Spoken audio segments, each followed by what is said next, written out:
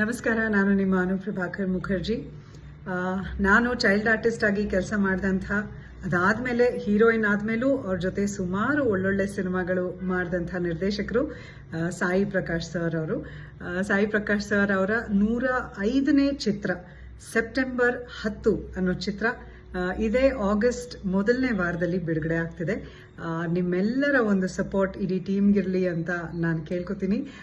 Prakash sir, ಇಷ್ಟು ವರ್ಷ ನಾನು ಚಿಕ್ಕ ಹುಡುಗಿ ಆಗಿದ್ದಾಗಿಂದ ನಿಮ್ಮ ಜೊತೆ ಕೆಲಸ ಮಾಡಿದ್ದೀನಿ. ನಿಮ್ಮ ಆಶೀರ್ವಾದ ಸದಾ ನನ್ನ ಮೇಲಿದೆ.